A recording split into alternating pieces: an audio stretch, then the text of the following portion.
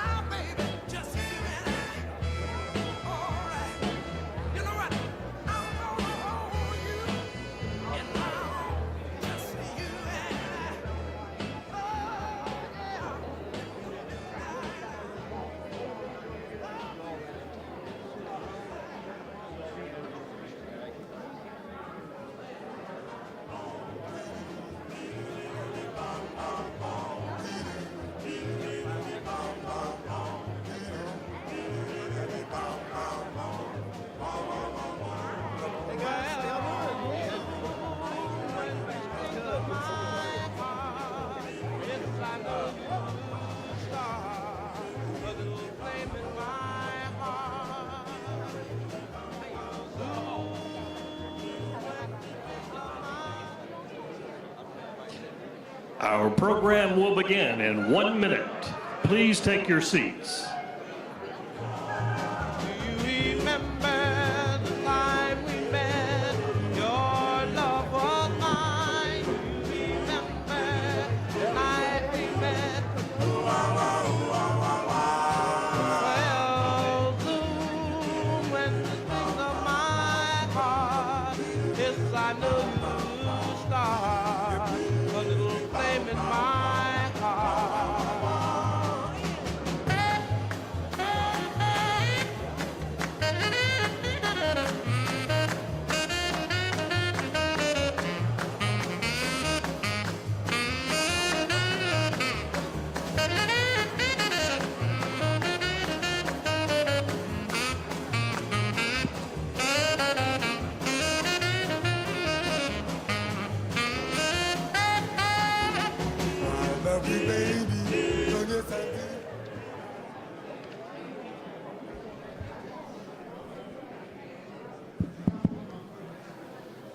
All right, I think we're good.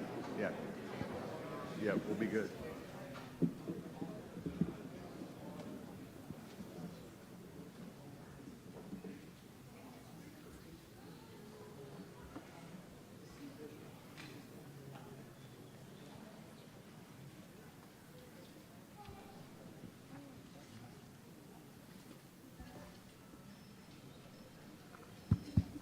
Well, hello, good evening.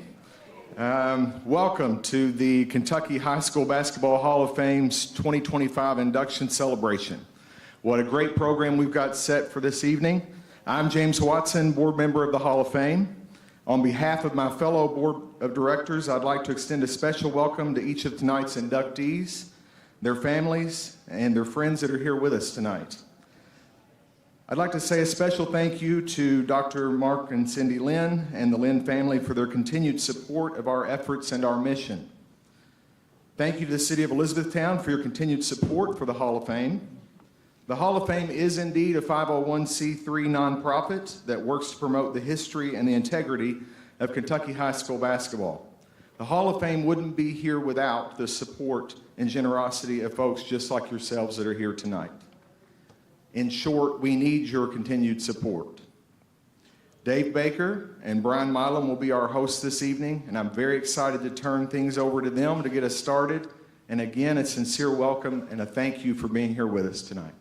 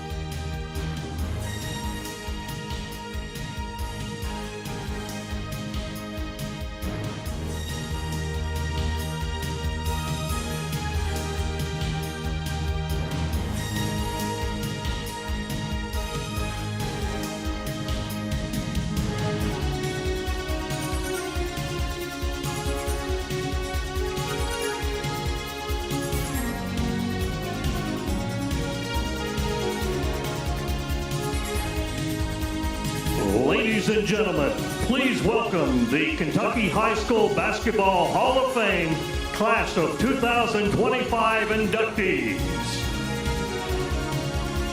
Coach Nolan Barger, Tate Creek High School Commodores. As captain of the Commodores, it was extremely hazardous to some of Kentucky's greatest teams playing in Lexington's 43rd District, ending their hopes and dreams of tournament success. He was a teacher, a coach, who taught his foes many lessons over a 28-year career. The players whom Nolan Barger coached were fortunate to have been exposed to a coaching style designed for their success as an athlete and a person. Welcome Coach Nolan Barger to the Kentucky High School Basketball Hall of Fame. Coach John Hot Brown, West Carter High School Comets. In 1979, a comet streaked across the skies over Carter County. It seemed to be an omen predicting what was to come. Coach John Hop Brown will become the head coach of the West Carter High School Lady Comets, and the rest is history. Hop's career burned brightly with championship glory that landed him in the Kentucky High School Basketball Hall of Fame. Representing Coach Brown, who has sadly passed, is his wife, Sharon Brown.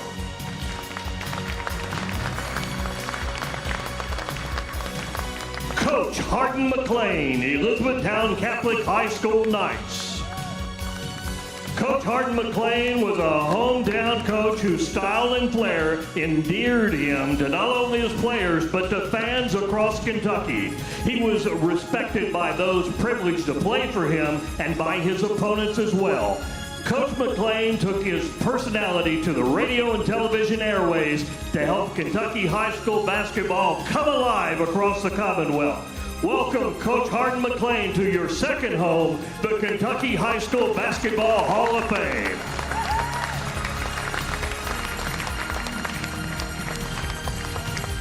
Coach Don Parson, Madisonville High School, Calhoun High School, and Hopkins County High School. Coach Don Parson roamed the high school basketball sidelines for 38 years, coaching and teaching the game across western Kentucky. He grew up and played high school basketball at Lilly High School in eastern Kentucky, and then became a legend in the West as well. Coach Parson left his mark on all those who came to know him. Welcome, Coach Don Parson, to the Kentucky High School Basketball Hall of Fame. Representing Coach Parson is his former assistant, Marty Clyde.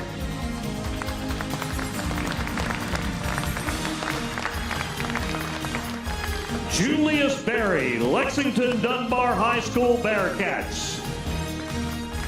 Julius Barry was a difference maker for the old Lexington Dunbar High School Bearcats. He came along at the right time with the right stuff, catapulting the Bearcats into the integrated Kentucky High School Athletic Association with 2 regional championships in 1958 and 1959.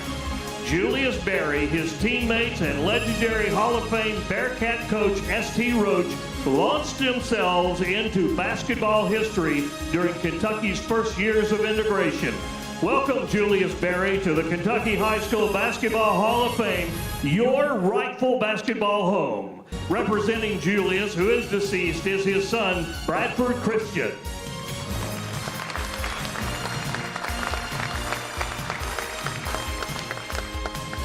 Greg Buckner, University Heights Academy Blazers.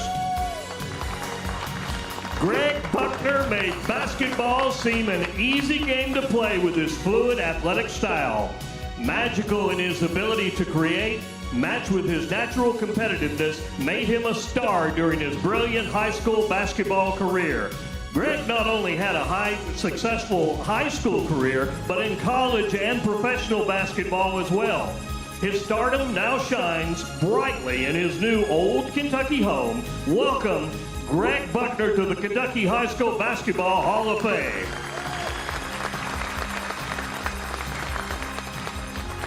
Brett Burrow, North Hardin High School Trojans. Brett Burrow, the son of University of Kentucky All-American Bob Burrow, led North Hardin to the precipice of the Sweet 16 championship in 1982, his senior year. His stellar performance led to All-State honors that same year. Brett took his skills to Vanderbilt University, where he became an outstanding college player. Welcome, Brett Burrow, to your new Hardin County home, the Kentucky High School Basketball Hall of Fame. Phil Cookie Grommeire, DuPont Manual High School Crimsons. With one of the best nicknames in Kentucky high school basketball history, Cookie dominated competition in 1951 and 52 when the Crimsons had a record of 66 wins and 5 losses. Cookie's stellar play helped Manual devour district, region, and state competition, falling just short of back-to-back state championships. Cookie continued his basketball career at the University of Kentucky, where his jersey now rests in the rafters of Rupp Arena. Welcome, Phil Cookie Grommeire, joining 2 of your UK teammates, Hagan and Ramsey, to the Kentucky High School Basketball Hall of Fame.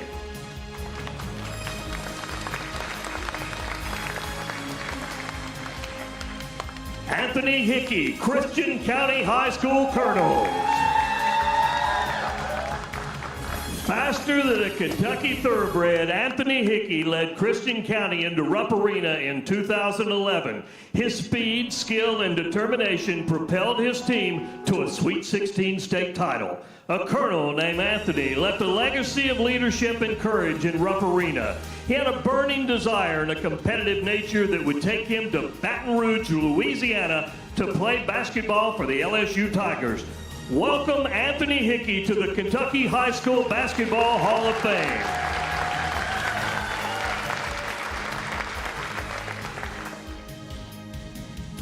Kim Mays Mills, Knox Central High School Lady Panthers. Kim Mays Mills' scoring records at Knox Central are at the level of King Kelly Coleman. She averaged 41 points a game her senior year and scored 59 points in one game. A sharpshooter and tough competitor, Kim was a starter for the Knox Central Lady Panthers as a 7th grader and would lead the team or lead the state in scoring her senior year. She continued her basketball at Eastern Kentucky University. Welcome Kim Mays Mills to the Kentucky High School Basketball Hall of Fame. Jason Osborne, Louisville Male High School Bulldogs. Jason Osborne, tall, talented, and agile, made his mark in the record books at Male High School. He could play any position from guard to forward to center, but due to his 6'9" height, the center position became his destiny. He led Male to the Sweet 16 and became a high school All-American in 1993. Smooth as silk with an artistic flair, he made basketball seem easy to play but difficult for his opponents to endure. Welcome Jason Osborne to the Kentucky High School Basketball Hall of Fame.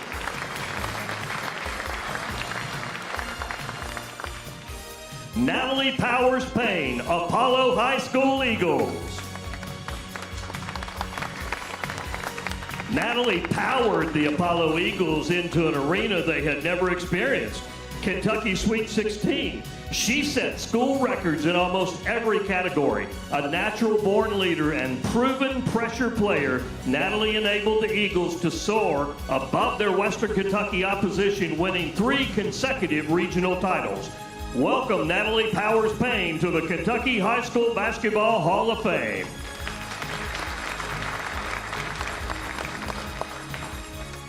Adrien OD Smith, Farmington High School Wildcats. OD Smith's basketball career represents the great American dream, overcoming hardship to achieve success. His basketball career began at Farmington High School in rural Graves County. His love of the game and his competitive nature enabled him to find success. Adrien was named to his All-State team his senior year. His persistence catapulted him to college and professional basketball stardom at the University of Kentucky and Cincinnati Royals. Welcome Adrien OD Smith to the Kentucky High School Basketball Hall of Fame. Representing Adrien tonight is his good friend from Western Kentucky, Hall of Fame member, Coach Curtis Turley.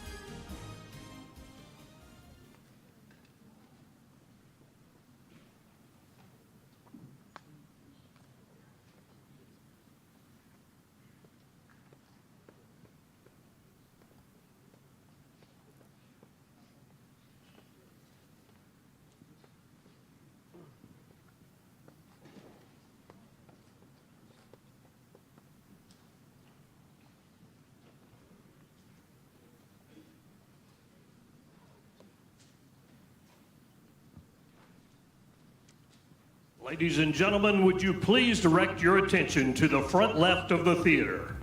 Wayne Gaunt set in the front row for the first 8 Kentucky High School Basketball Hall of Fame induction celebrations to date. Sadly, Mr. Gaunt passed away The Hall of Fame wishes to honor his tremendous support over the years by always leaving the first seat vacant in tonight's and all future inductions. The following tribute, written by author Gary West, a friend of the family, is placed in the Hall of Fame. It was an easy decision for Wayne Gaunt to enthusiastically support the initial efforts of the Kentucky High School Basketball Hall of Fame. Wayne reached the pinnacle of success in the restaurant business, and along the way, he developed a love affair with high school basketball in Kentucky. Wayne set out to share his good fortune through his principles of faith, prayer, charity, and forgiveness, and gives God all the credit for his success. Wayne Gaunt achieved many great things in his lifetime, but his goal was to make a difference in someone's life.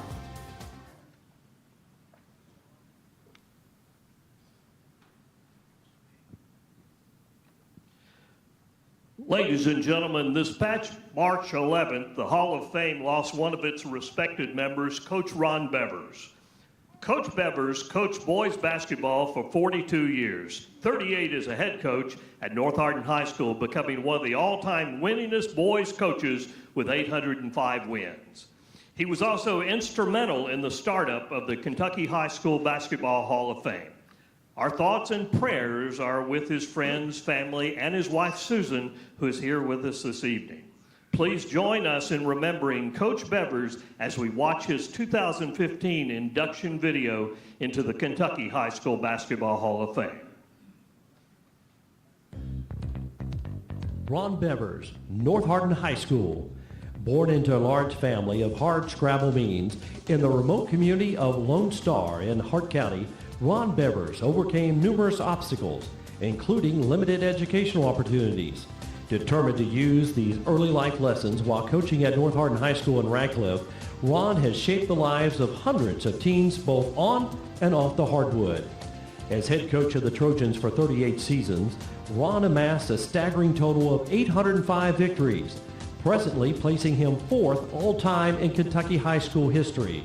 Along the way, the Dean of Kentucky High School basketball coaches built the North Hardin program from one of losing records to one of the state's true year-in, year-out powerhouse teams. This proven with 12 regional titles, 17 district titles, an LIT title, 3 state Final Four appearances, and a state runner-up trophy in 1982.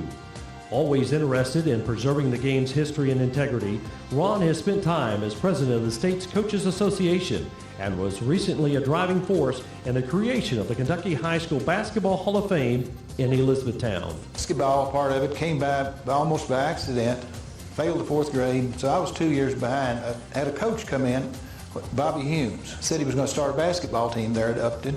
We put up a basketball goal out on a post there where he lived, and I didn't have a basketball, so I used to go out and shoot the football. Somebody had a football, so we'd play with the football. When I graduated from college, I was working in a factory. I got an opportunity to coach middle school basketball. Aaron Turner was there at North Warren, 7th and 8th grade basketball job, but you got to coach football.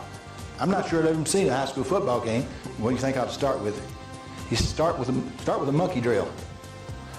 I didn't know what the monkey drill was. We started walking over through there, and I'm thinking, what am I going to do? But I said, who wants to demonstrate the monkey drill for me? I only had 5 kids there in the group. They jumped down, they start jumping over each other, rolling, and it's hotter than the devil.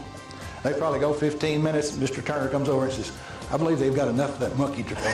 71, North Hardin and needed an assistant coach. And my interview with Wally Johnson was, I went in there and he introduced me as Coach Bevers.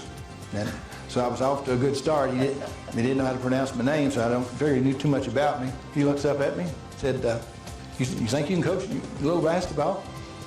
I said, well, I hope I can. He said, I do too. You're all I've got. And Wally decided he was going to resign. I interviewed for the job. They hired a guy named Bob Hall from Maysville. A couple of weeks before school started, Coach Hall called me and he said, I've told him I'm not coming to North Hardin. Well, Mr. Story, he asked me if I'll take the job. This might only be 1 year. I said, you know what? Most coaching jobs are for 1 year. I coached the varsity team for 38 years. I was 4 years assistant coach, so I was at North Hardin for 42 years. Played 1,100 some games. I also remember we lost 348 games. You know, that's a whole year without sleep. Robbie Valentine and Brett Burrow were juniors on the first regional championship team, and James Jetter was a senior, 86 wins in a 3-year period. Now that was a pretty special group of kids, and the thing I remember about it is how much the community, whole county, got behind that group of kids. And we get beaten in the state finals by Laurel County, a team that we'd beat in the finals, the LIT. Kid intercepts it and makes a spectacular play. The rest is history. I mean, you had a bunch of really good players and good assistant coaches. It's been it's been a good run. Basketball, as we all know, gives kids an opportunity to do some things that maybe they couldn't do. But I am proud of the fact that we've had probably 25 kids that's either played or coached for me that's gone ahead and coached at the varsity level. You know, giving back, I think, is I think that's awfully important. And over the years with the kids that I've coached, I've tried to do some of the same things that was done for me.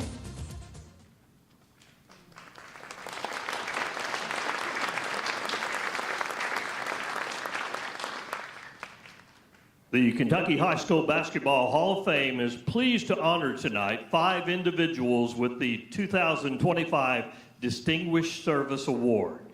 This award is presented to those selfless individuals whose work enhanced the fundamental mission of the Kentucky High School Basketball Hall of Fame.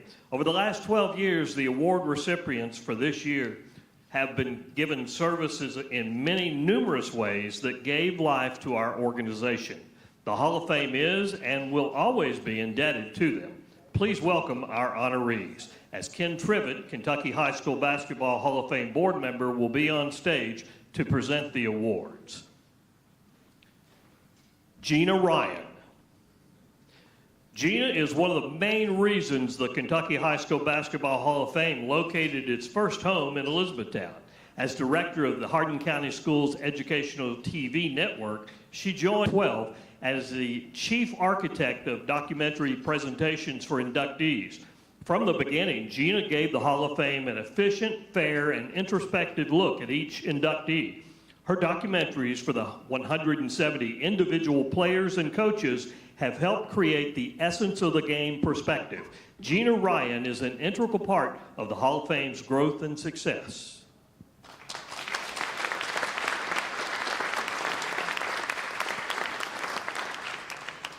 Bob White was a Kentucky High School Basketball Hall of Fame board member from the organization's inception in 2012. His unique perspective and quiet insight into the screening and selection of potential inductees was invaluable. Bob worked for 50 years at the Louisville Courier-Journal newspaper. He was Kentucky's greatest high school basketball advocate and gave the public insightful and accurate information. Humble, kind, and smart, Bob loved our game.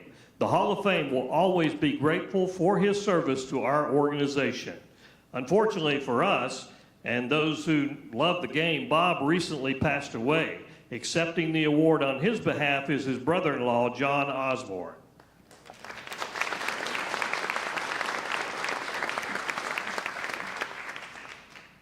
Mike Polio.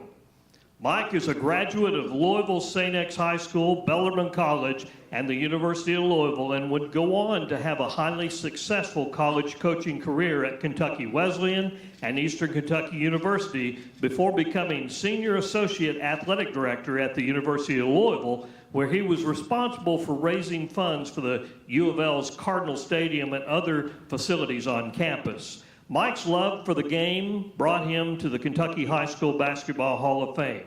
As president and CEO of Mike Polio Enterprises, he offered the services of his fundraising company for the effective Hall of Fame building campaign. Mike Polio's efforts led to the creation of the first-class Hall of Fame home.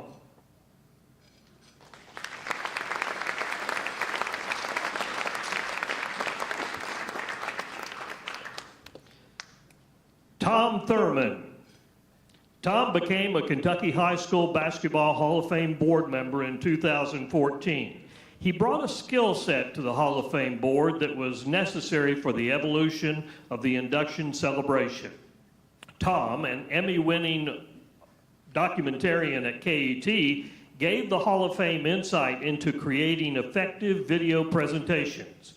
His board tenure was exceptional and made an important impact on our video archives. A Shelby County High School and Center College graduate, Tom is presently a tenured professor at Florida State University.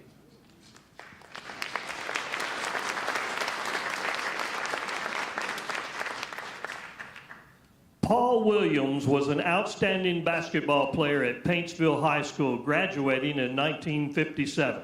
He coached high school basketball at Oil Springs, Johnson Central, and Paintsville during the 1960s through the 1980s. After his successful coaching career, he became a principal and superintendent in the Paintsville City School District. Paul Williams' leadership and management skills, plus his love of basketball, made him an extraordinary board member and a pioneer in the development of the Kentucky High School Basketball Hall of Fame. Accepting for Paul is Jim Stewart, Hall of Fame board member.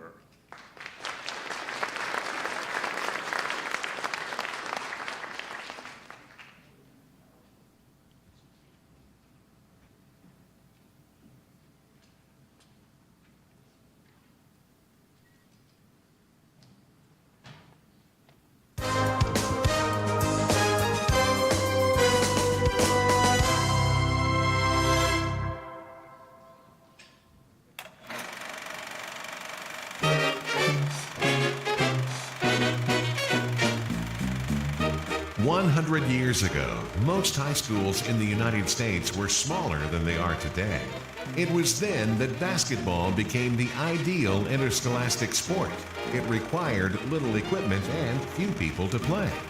The popularity of high school basketball became unrivaled in Kentucky, with over 500 high school teams at one point. Every team had its town. Every town had its team. Today, basketball's popularity remains high, both in rural areas as well as in our larger cities. Many Kentucky players go on to participate at higher levels of competition after graduating high school. But the essence of high school basketball in Kentucky is more than a player's dream of college stardom. It is more than mastering the skills required to play the game. It teaches many life lessons. It teaches our children how to be competitive. It teaches fair play in an orderly, rule-based system. It teaches how to deal with the highs and lows that are embedded in competition, shaping their character in the fires of competition. It teaches that teamwork is essential for success. Players develop lifelong friendships with each other, and their coaches teach them not only the rules of the game, but mentor each player.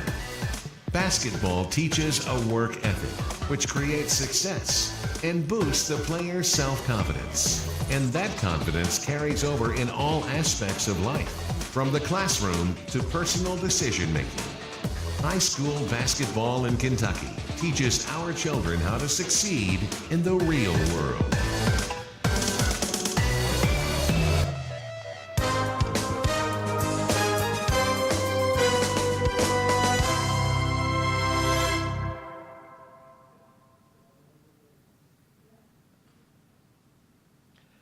Now, ladies and gentlemen, please give a warm welcome to our Hall of Fame hosts tonight, Brian Milam and Dave Baker.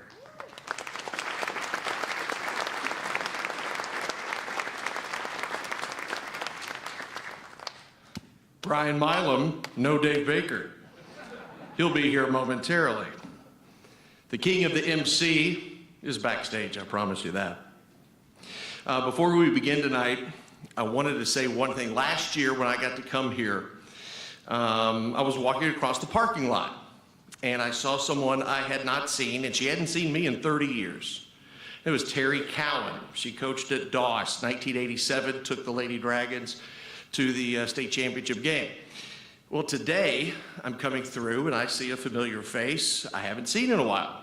It's Marty Klein of University Heights. And it got me to think for a moment. We were both class of 1992. Then Tick Rogers walks through. It's like class of 92. Jason Osborne, 93, but played with Tick Rogers. And then I started thinking about the 92 All-State team. It's like John Brannon, went to Morehead State, played with Marty. And then I thought about second team, Brian Kaiser, Estill County. Played with Tick Rogers. J.J. Hilton Belfry, Moorhead State. Played with Marty, played with John Brannon. And I just kept going through this mental list. And I thought, wow, it's a small world. And Tick, when I saw you earlier, in 1992, I played baseball at Butler High School, and we played Hart County in baseball. And it was a varsity JV doubleheader.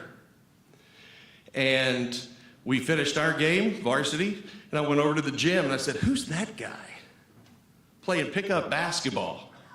And it was Tick Rogers dunking on everybody and probably stealing more passes than he was supposed to in a pickup game.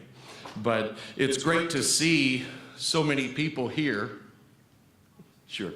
It's great to see so many people here tonight, and we are all connected by our love of basketball. And Mona Lane and Don Lane are here also.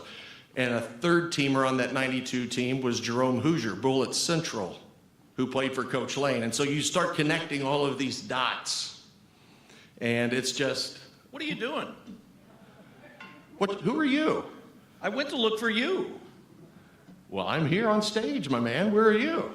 You've got to keep up with him. He's a little quick these days. Last night we were together for his last show at WKYT, where after 27 years with great television between KYT and YMT, Brian is headed over to the Kentucky High School Athletic Association. And like many of you in this room, I can't find anybody that is more excited about high school sports, and we're going to miss him an awful lot, but he's going to do a great job for Julian and all those folks. So congratulations, my friend. Thank you. This is not part of the script, by the way. Thank you But very much. part of the script was for you to let me know when it was time to come out here. Well, I was just right around the corner. Where did you go? It's a long story. We'll talk later.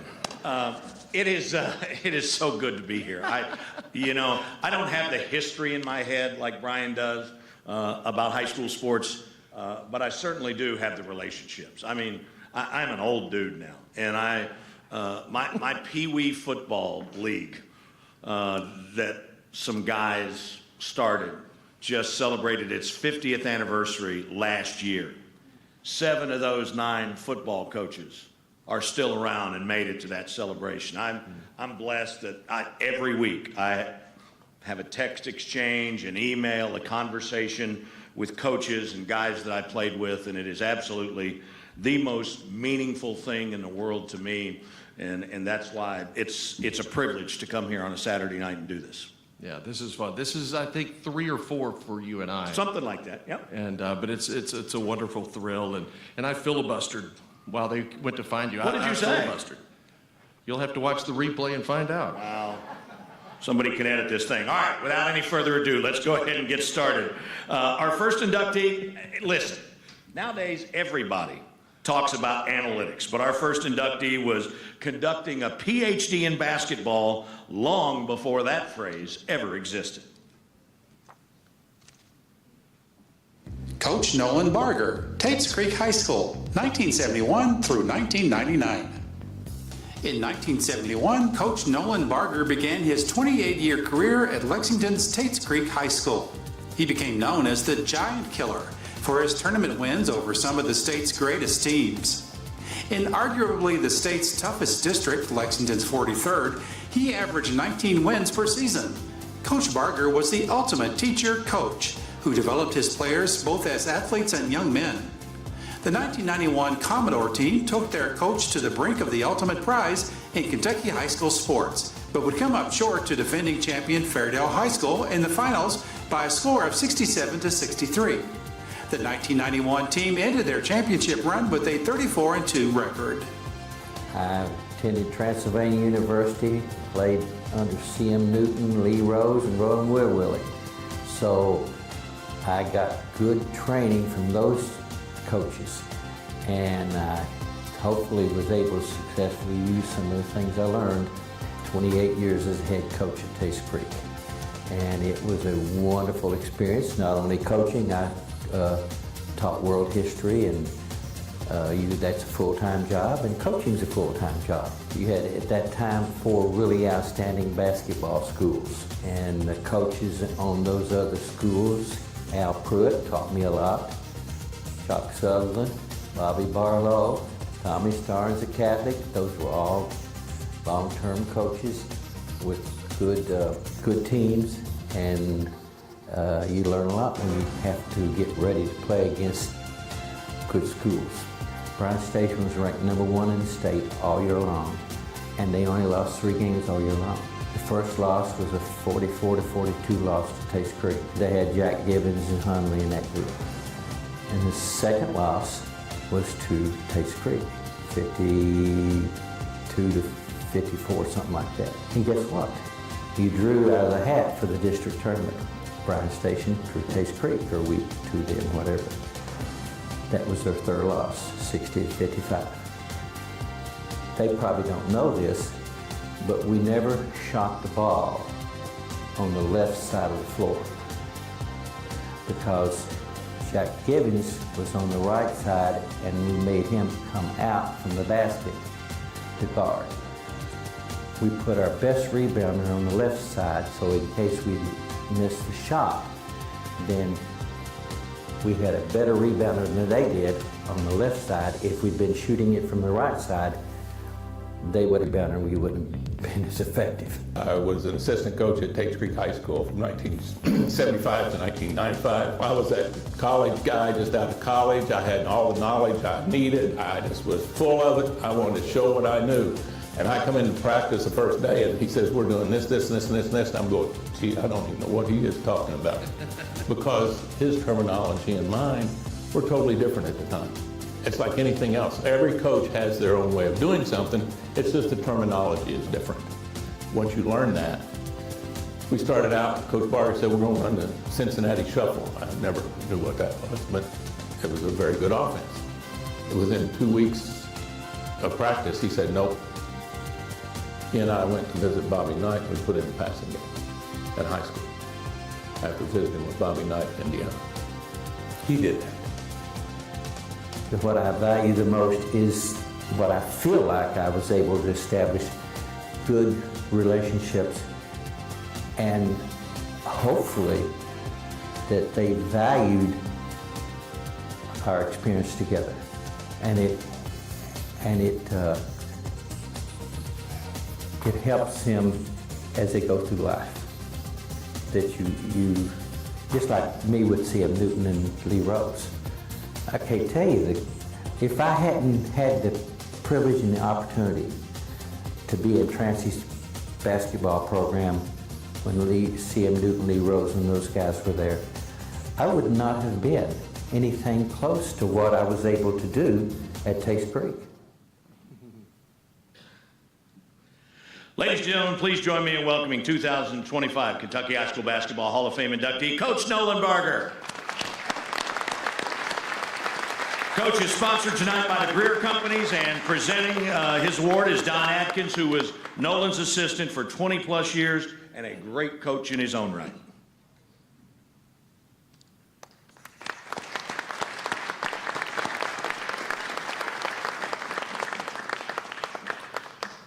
Now, you all don't know, Coach still does a lot of property valuation stuff. I'm not saying he'd give anybody a break, but he'll take a real good look at it if you ask him for the High School Basketball Hall of Fame special.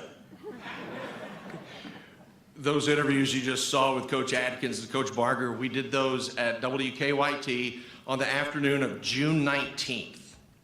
And afterwards, Coach Atkins had one of the Tates Creek playbooks. It had the slogans, the poems, whatnot. And there were 322 phrases, slogans, poems, things to live by. And Coach, I still have them on my phone. I took pictures of every single page. And one of those, it talked about the poem, Little Eyes Are Upon You. Mm-hmm. And when I was playing baseball at Beachmont when I was a kid, that same poem was in my first T-ball program of 1979. And then again, you flash back to as an adult, as a child, and things like that. Was a heck of a day to those two coaches. June 19th, that was a wonderful day. Also on that day, we interviewed others for those who are not here, only in spirit. And one of those coaches is our next Hall of Fame inductee. And I was only around him momentarily, but I only got to see him get mad when his team missed free throws. He was adamant about it's free, take it. And our next inductee is John Hop Brown. Coach John Hop Brown, West Carter High School, 1978 through 2003. In 1979, John Hop Brown was hired as head coach of the West Central High School Comets. He led the Comets in establishing a Kentucky high school basketball powerhouse, winning 514 games, 16 regional titles, and a Sweet 16 state championship in 2000. During the championship run of 2000, he enjoyed the opportunity of coaching his daughter, Candy Brown, who was an all-state performer. Hop's passion for coaching transferred into a blazing style of play. The Comets were relentless and brilliant and brought Olive Hill and West Carter High School statewide recognition. I was with Coach Brown for 21 years as his assistant. Very fundamental. He wanted his girls to be in shape, and that's all I ever heard of the girls. They had to run from the armory over like a mile to another school and then back, and then they had to do laps. Yes, very fundamental, but you are correct. 2-3 zone, slow pace game, a lot of jump balls. He was just so demanding. We had a certain time during that practice that we focused mainly on free throws. We came up with this technique that made us one of the top free throw schools in the state. And it was like a game. If you hit 5 free throws in a row, you would raise your hand, 5. Every practice session, we had to have 25 players to hit 5 in a row. I can remember Stephanie Hall, 123 free throws in one practice. But if you missed a free throw in a game, oh yes, yeah, your concentration level, no. You know how to do this? No. We do not miss free throws in games. Free throws can win you games. There is a big rivalry between East and West in anything. You have to go back to '99. We didn't come home after we got beat. He said, we're going to stay, we're going to watch the championship game. The girls, after watching all of that hoopla, they realized what we have to do. And he really felt that we could have been there. During that summer, when we got back, is when we had one to transfer. That helps. I played in for Hop Brown 99 and 2000. And the last 16 years I've coached at Russell High School. And then after my junior year, most people don't know, but we had a lot of kids graduate. So then that's when we went to West Carter, and I loved my year at West Carter, and he does a great job of creating like a family atmosphere. When I talk to people about what a humble, classy guy he was, I think it's always really important to know when you're coaching that you have your kid's best interests and how much he loved West Carter and how much he loved his family, and also loved all the girls that he coached. He didn't do it for recognition, and yeah, he was recognized statewide, but I think everyone will always remember him as a man of integrity because he always did it the right way. I was one of his only transfers ever to come, and I came willingly. He did it with his homegrown kids, which nowadays is a really big thing that doesn't happen very often now, and just that he was just a great man. It's been hard. It really has. We had a big 50-year celebration of the Lady Comets, and yes, we took a time to honor not just him, but all of the past players that have passed away. We try our best to keep his memory alive, his legacy alive.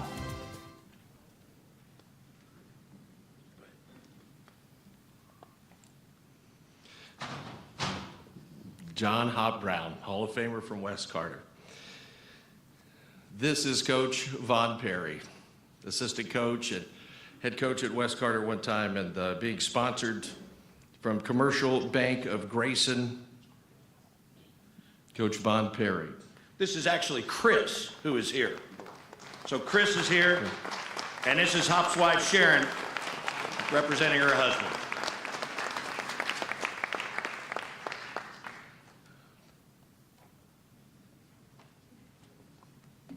Congratulations. Our next inductee, a man that could coach the game, he loved the game, and we like him because he could broadcast the game as well. And he did it all from right here in E-Town.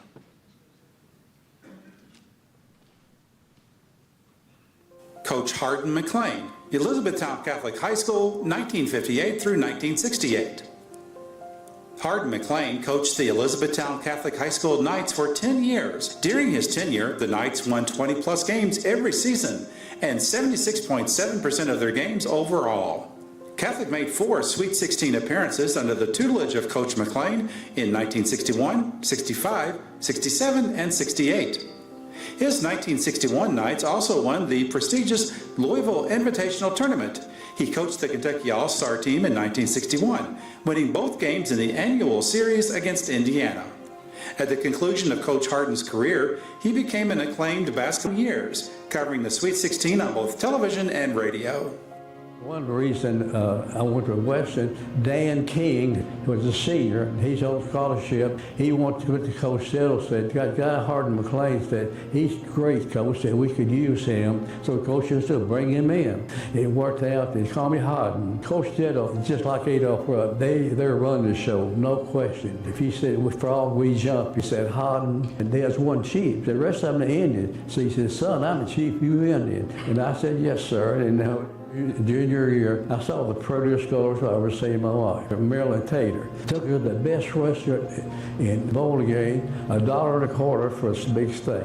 And I soon, from there I was in. 1 year later we got married. It'll be 70 years being married together. 2 men from Elizabethtown said, Coach, we'd like you to be our basketball coach at E-Town Catholic. And I said, well, I'm Baptist. And I said, they're great for us, you know, $300 a month. In 2 years, we'll give you $100 a month raise, and we buy you a new car if you come coach us. I looked at Marilyn.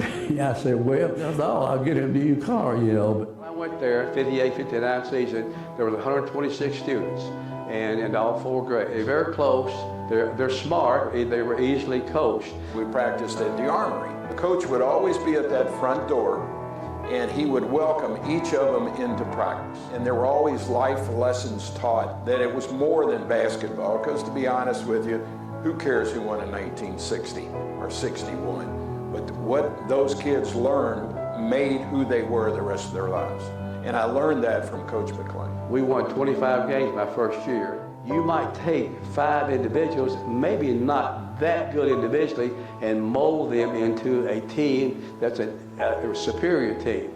We were fortunate enough to do that for 10 years at E-Town Catholic. Our coach, Hardin McLane, was the best I was ever around at scouting teams, and he could go to a game and he could almost tell you what they ate for supper or pre-game meal. He knew all their weaknesses and their strengths. Coach McLane, I don't think he ever cut anybody from the team, but he'd tell you if you needed more work on something. Most of the guys knew what they needed to do.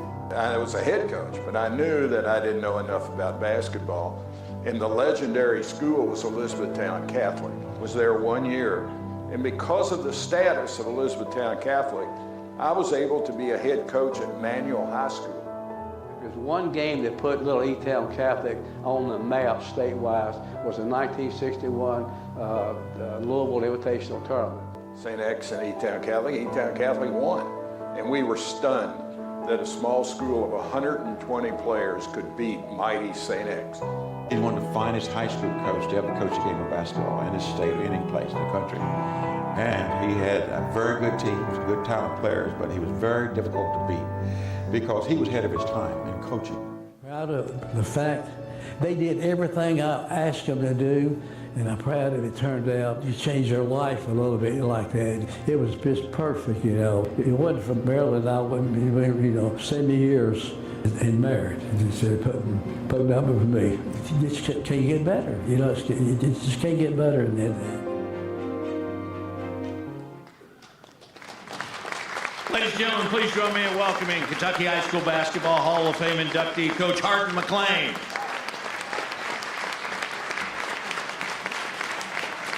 Coach is sponsored tonight by Westbanco Inc., and making the presentation is James Watson, the Senior Vice President, here in the market for West Banco.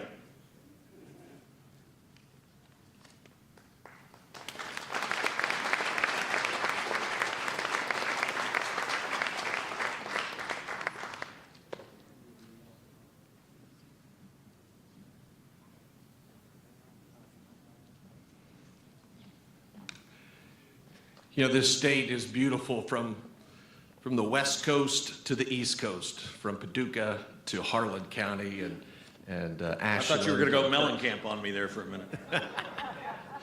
Oh, Dave Baker, glad you made it here tonight, buddy. But, you know, in years past, we've had inductees from little small schools that are no longer around. And our next inductee started at Lilly in Laurel County, and then made his way west and became an iconic figure. Our next inductee is Coach Don Parson.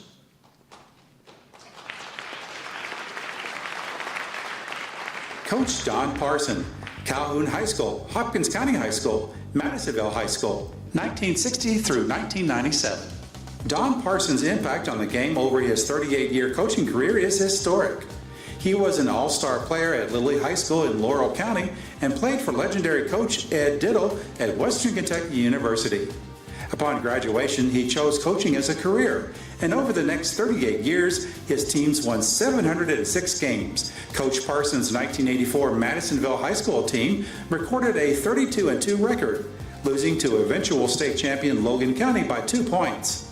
His coaching record ranks number 11 on the Kentucky all-time list for winningest coaches. Can't tell you how excited I am that Coach Parson is being honored and inducted into the Kentucky Basketball Hall of Fame. It is absolutely most deserving.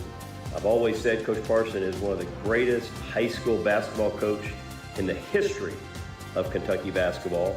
Coach Parson was way ahead of his time. The teams that we played often had athletes that were better than us, but Parson had us in better shape. If we survived his practices, we could do anything in the game. We had a good time. He brought about things that were different. Parson decided that the hair should be short, and we got free haircuts. We wore blazers and ties and coats, and even he required hats at every game. He was outstanding, a mentor to all his ball players. He was down the coach in the second region, and I appreciate all the help he gave me. It meant the world to me. He was like a father figure to me. Coach, we love you. First of all, when you went on that court, it was all business. He was your friend off the court, but on the court, he wanted you to give 110%, no excuses, and that's everybody. He taught me you reap what you sow, and you give the effort, you'll get rewards.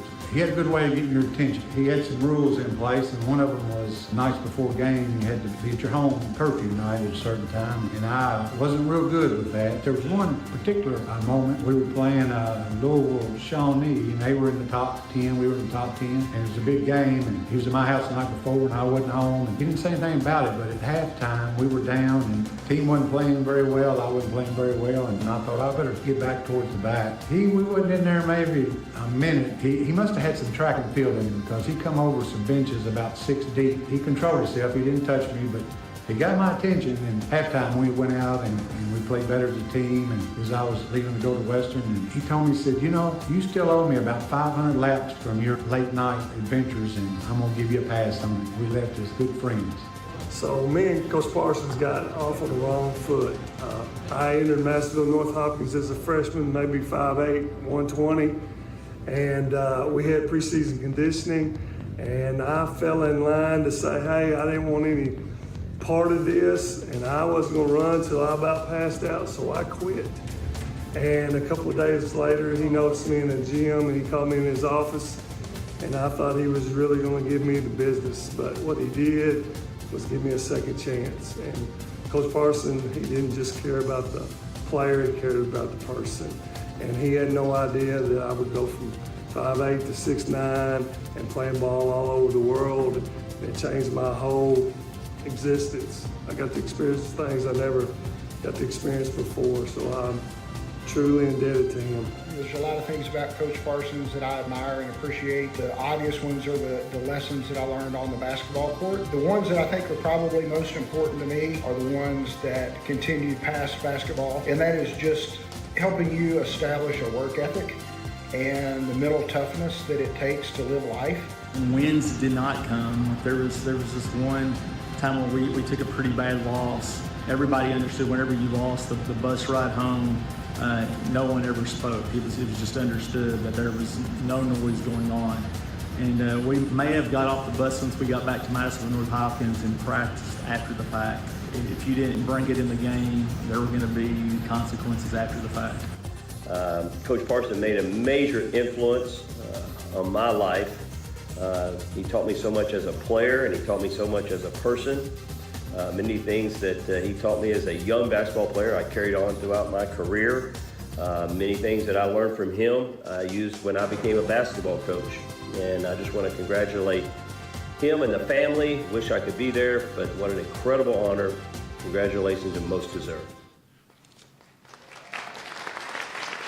Coach Don Parson. Accepting for Coach Parson is Marty Klein, who played at University Heights and was assistant under coach, and sponsored by Skip McGaw and Travis Ford, presenting Curtis Turley, Hall of Fame member and Hall of Fame coach.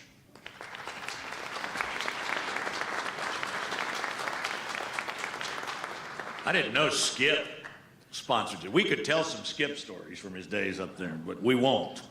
But we appreciate his sponsorship. Our next inductee played during a contentious time in our nation and in our state. But on the court, he let his game do the talking while others watched in awe.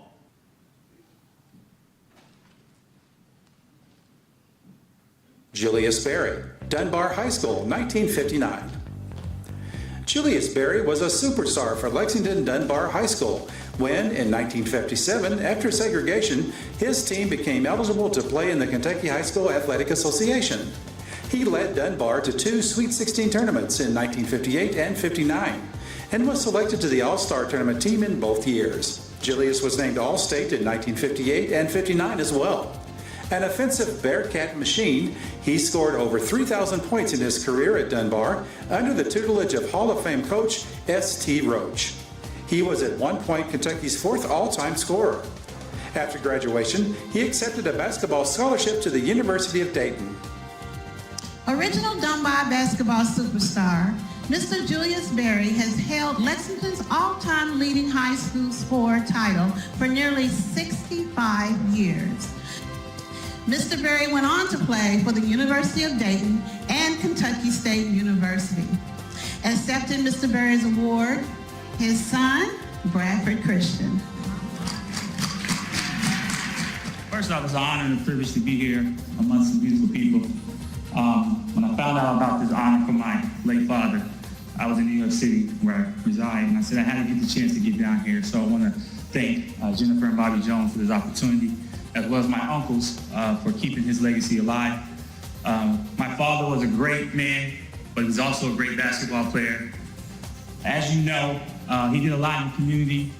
So the things that he has done, things that he has done will continue to be something that I pride myself on speaking of and honoring him. So I just want to say thank you for this opportunity once again, and I appreciate it. Thank you. Ladies and gentlemen, please welcome Kentucky High School Basketball Hall of Fame inductee Julius Barry. Mr. Barry is deceased, and he's represented by his son, Bradford Christian. The sponsor tonight is Central Bank and Trust, and Clarence Glover, Kentucky Basketball Hall of Fame board member, is presenting the award.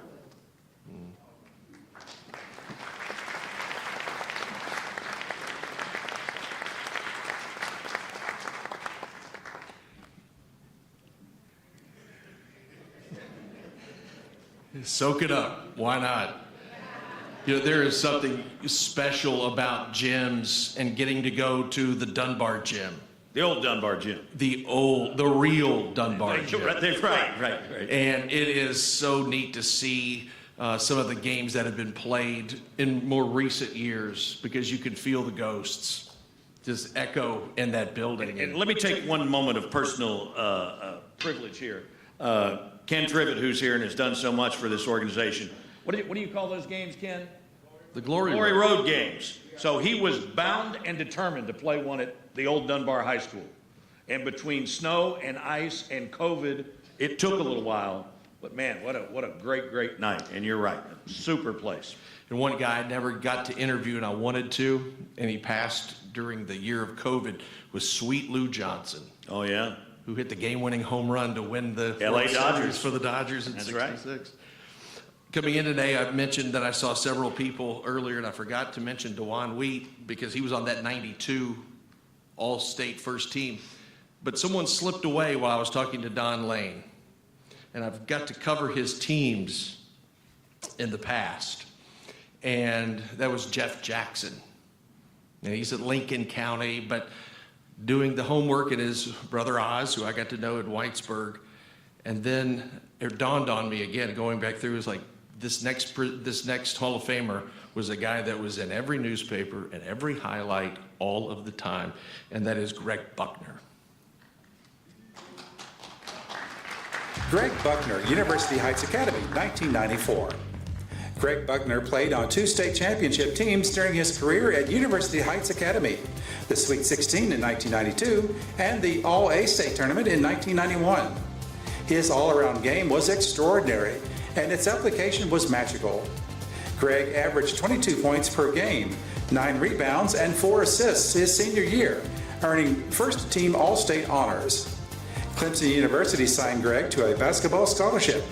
He led the Clemson Tigers in scoring all 4 years and became a high selection in the NBA draft. Greg Buckner played 10 years in the NBA. Kentucky is definitely, the basketball mecca in our opinion of Kentucky.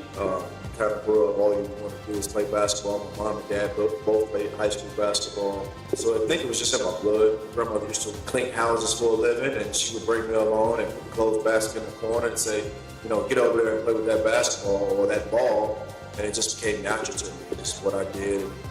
Fell in love with it at such an early age. I think I made it at 3. And Coach Jackson, he was one of those guys who probably most of us, we really didn't appreciate how good he really was.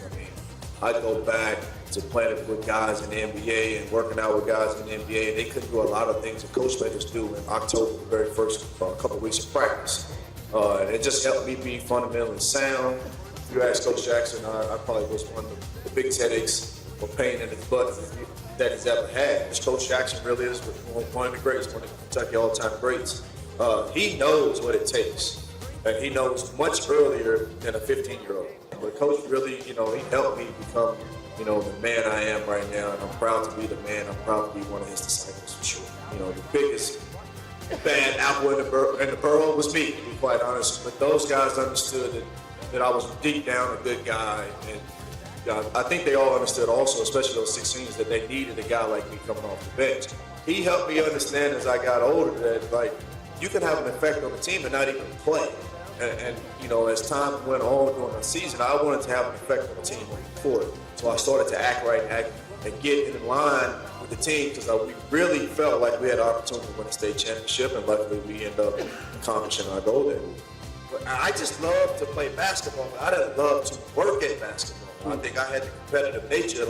I wanted to find a way to beat you, and he understood that there were steps to get to that before you can beat me, or beat them. You have to do those steps, follow those steps in that plan in order to do those things. What I think helped prepare me for Clemson, it had a lot to do, not necessarily just my high school team, but my neighborhood, some of my friends that played in Christian County, some of my friends that played at Hopkinsville High School, and for sure my teammates that played at UHA. We built such a competitive nature within each other, whether the rival games or whether it's in the playground or it's at the park, whatever it may be, we talked about competing. And when I got to Clemson, even some of my Clemson guys now that we get together and they say, man, you was the most competitive guy ever. Now, I didn't go into Clemson trying to be an NBA player. I went into Clemson just trying to finish my degree or get my degree and be one of the best players that Clemson ever had in that program. Because someone took the time to pour into me. There is no Greg Buckner without other people pouring into me. There is no other Greg Buckner without other people saying, come on, you're not going that way, that's trouble. Go this way, this is where you can be successful at. So many different people poured into me. I would not be successful without those people. So I feel like it's my duty, it's my passion, to be quite honest with you, to give back to these young kids, to make sure that they don't go down the wrong path, if I can help it. You know, it's just something I feel very passionate about. I keep using that word passionate because it's true. I'm truly passionate about giving back, whether it's to kids mostly, but I'll do it for an adult too if I can. I'll try to help as many people as I can because that's what we're put on this earth for, is to help others and not be selfish and try to just help yourself. Ladies and gentlemen, Greg Buckner, sponsored by Flynn Enterprises and presenting his ring, his high school coach, Jeff Jackson.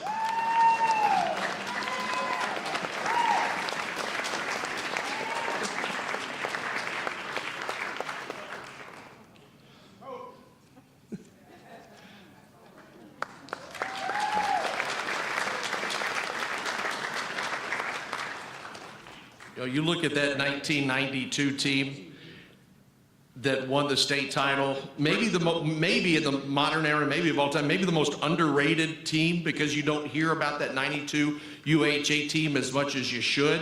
And I think there's a reason why. You know, when they won that title, what happened that night also? Christian Leitner hit the shot. Wow, what a damper No. See, this is, we've worked together for 27 years now. So this is what we call, my buddy Bill Bryan would call this a segue into business. But I have this written down so you'll know. So our next inductee is one of the few people that can understand how John Pelfrey felt. I mean, right? I mean, sometimes fate puts you in a spot. This one's still, I think 43 years is still too soon. You think it's still a little wrong? Well, I'll tell you what, that pain was erased by a great collegiate career, and now he joins this group as a Kentucky High School Basketball Hall of Famer. Brett Burrow, North Hardin High School, 1982. In 1981, his junior year, 6'10" Brett Burrow led the North Hardin Trojans to their first regional title under Hall of Fame coach Ron Bevers. The following year, they won the prestigious Louisville Invitational and Ashland Invitational tournaments and were within a second of capturing the 1982 Sweet 16 state championship, losing to Laurel County on a 50-foot game-winning shot by South Laurel's Paul Andrews. Brett, the son of Kentucky All-American Bob Burrow, made the All-State Tournament team and first-team All-State in 1982. He scored 1,361 points and secured 749 rebounds during his career at North Hardin, earning him a basketball scholarship to Vanderbilt University, where he had an outstanding career. First of all, when you're from Kentucky, you're going to grow up with basketball.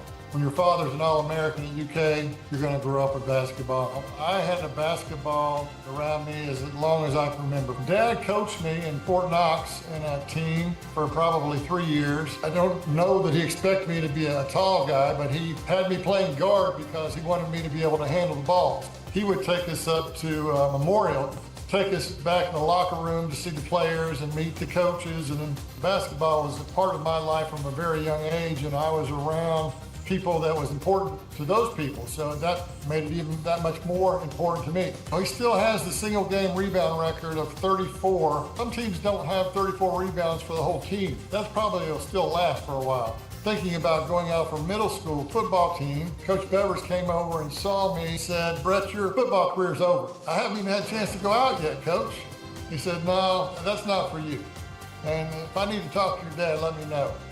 And so he must have talked to Dad because Dad said, "You know, maybe football's not a good idea for you."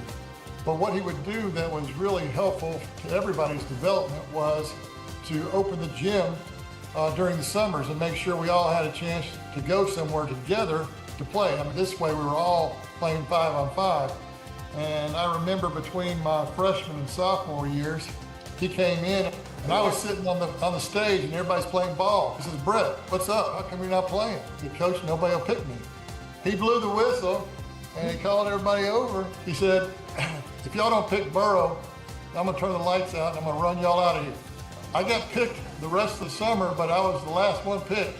Going into my junior year, the goal was to get to the state tournament and do as well as we could. North Hardin had never been to the state tournament. When we went and won the 5th region our junior year, that was a celebration.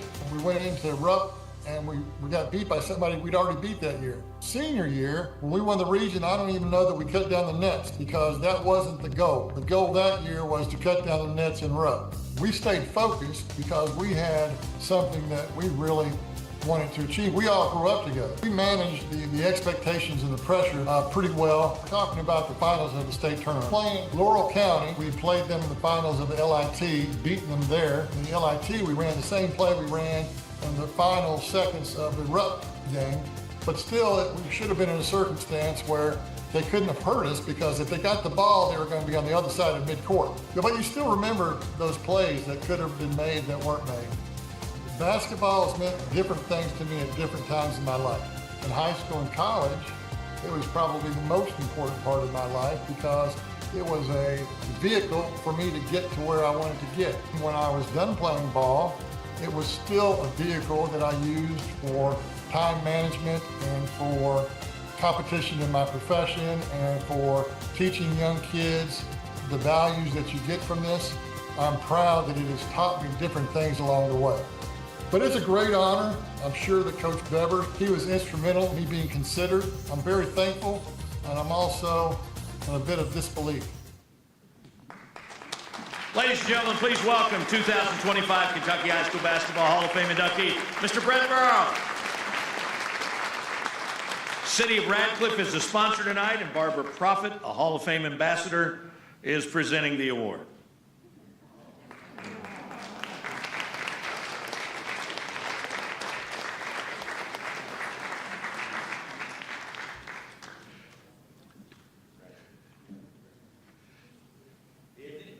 She said he's a good egg.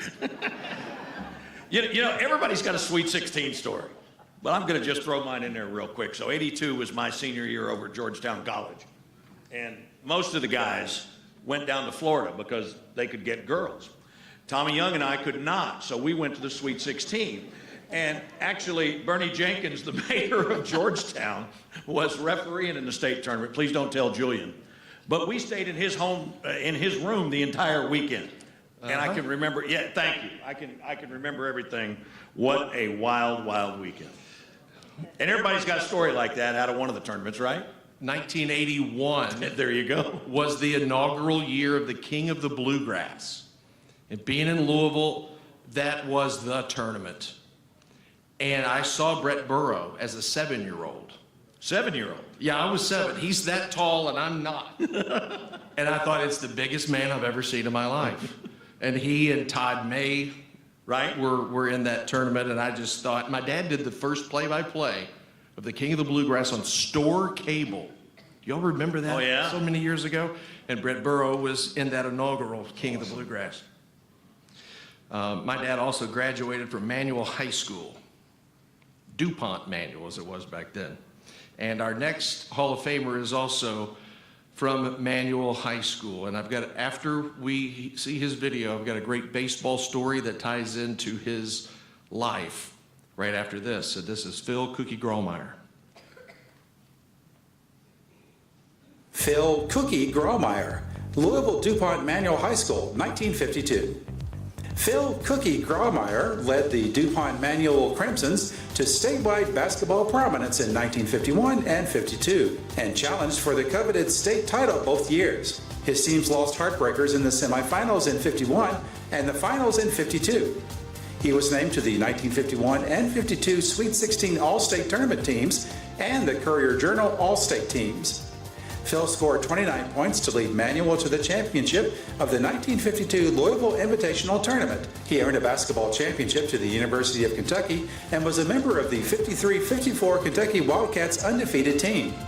Phil Grommeire's team jersey was retired and now hangs in the rafters of Rupp Arena. He loved the game. He loved, besides basketball, he was a baseball player for Manual and UK. A left-handed pitcher. One story that stands out is when Kentucky was playing DePaul in 1955 and he suffered an injury to his left leg, and of course when they were in the back the doctor told Coach Rupp that his leg was broken, and he said, Rupp said, I didn't ask if his leg was broken. I asked if he could play. One of the stories that Dad mentioned about Cliff Hagan is that obviously when they had to be on punctual for practice with Rupp, or they were in trouble. But of course he was with Cliff Hagan one day, and of course they strolled in late, and he's like, nothing was ever said about it. But I guess it's because I was with Cliff. He was drafted for basketball and baseball. However, he opted out not to do it, and became, he was married and, had a family. I think at the time they thought what little money that they made, it might not have been worth it. It was June 16, 1956, and he played a baseball game. It was a 3-hitter game for him, but he ended up hitting a home run that day. And after he was finished playing the baseball game, he went, and that's when him and my mother were married the same day at the church. The church was, the story I remember, they told quite often, was that the church was so hot, and Jerry Bird was one of the groomsmen, or his best man, but he passed out because it was so hot. I have a picture of our old house that we had a basketball goal, and we were, of course, I'm 5'8", and he's 6'8", so imagine me trying to stand and try to block him when he's trying to shoot. But a little hard. But I did play basketball. I didn't go on to play it in high school, but he coached me, helped me with my shots and things like that when I played in middle school. So he loved the hook shot. So that was he was a lefty, so the left-handed hook shot was the one that he liked to teach. Of course, you don't see it this day and age. I think the biggest thing for me is that he was a family man. He loved his life. He loved his wife. He loved his kids and his grandkids. The other person that I want to recognize for it is Gerald Church. He went to school at Manual, and he's the one that was the advocate to get him nominated into the Hall of Fame. So I do want to recognize him. That was very nice of him to do that. Obviously, he would have been very appreciative of it, and I do think it would have been a humbling experience for him. It's an honor to accept an award for him, and it's very special to me and my family. Phil Cookie Grommeire.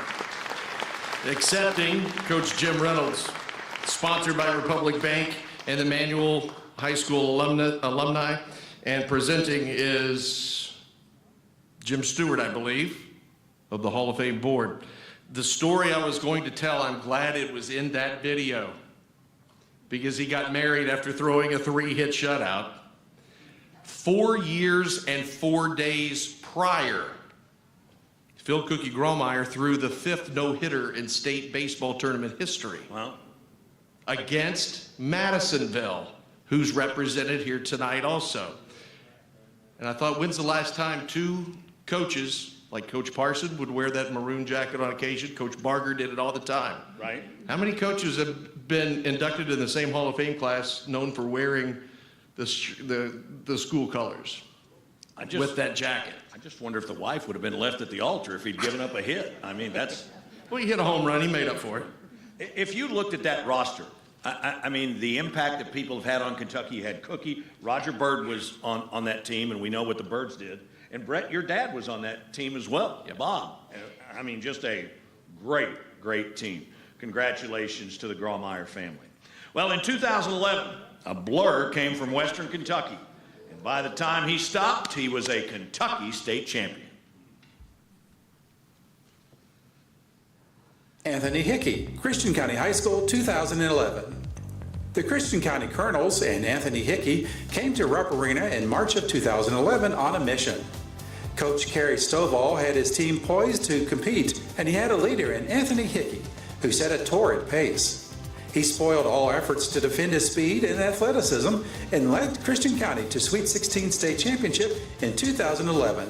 Anthony earned All-State Tournament team honors and was named to the Courier-Journal's All-State First Team. Kentucky High School basketball's highest individual award, Mr. Basketball, was presented to him by the Kentucky Lions Club. Anthony Hickey continued his career at LSU, where he had an outstanding career. Growing up, I was a premature baby.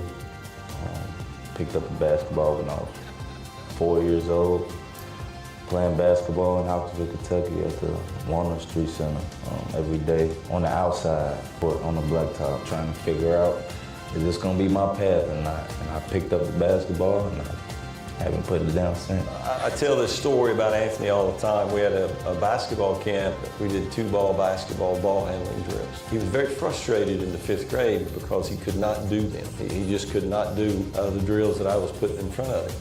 Well, he came back the next morning, and his dad looked like he'd been up all night. And the 2 rubber basketballs that I sent home with him were covered. They were black because he'd been on the asphalt all night. And when we went through that 2-ball ball handling drill again the next day, he had mastered every single solitary thing that we'd done. That just gave me an early insight of his competitiveness, his desire to improve, his never being satisfied with the skill level that he had, and I mean, that's true today. Coach Stovall, he didn't tell you this story, but I'm not gonna say it's a bad game, and I'm gonna say it's a game that helped us go to state.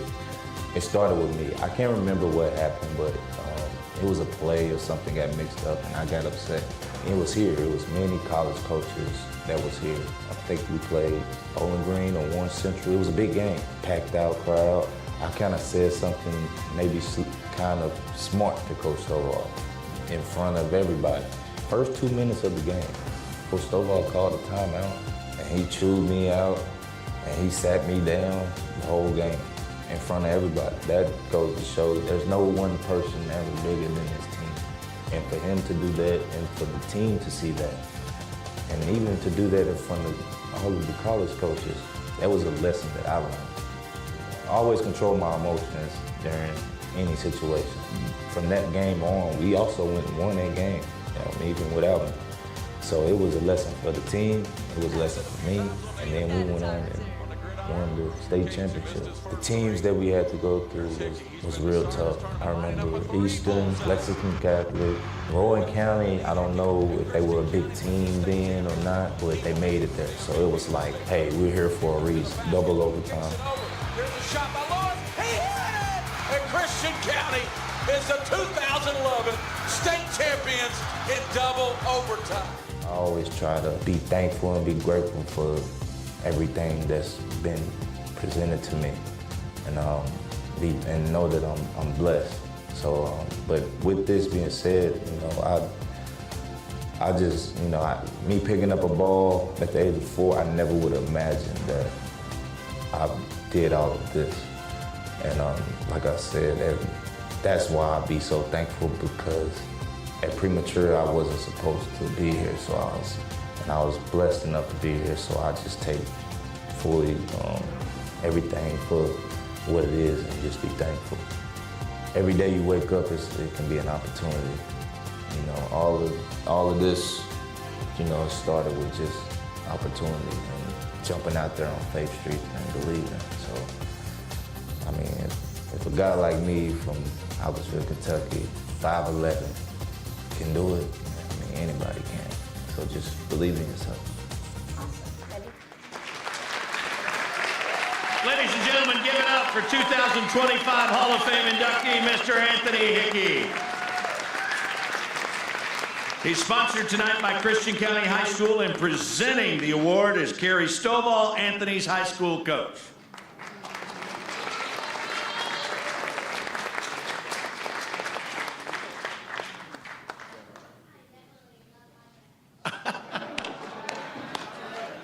That is awesome. Somebody get a little extra, right? Tomorrow after church, right? For saying something like that? That is so awesome. When Anthony was at Christian County, the night of January 22nd, 2010, Christian County made the Eastern Kentucky tour.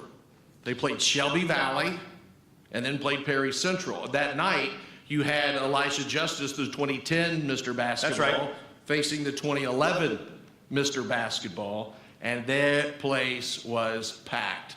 And Christian County completed the Eastern Kentucky sweep, beating Shelby Valley, then beating Perry Central. And That was the first time I had seen you play in person. I was like, this guy can go. There were only a few visiting teams that escaped from there with the win.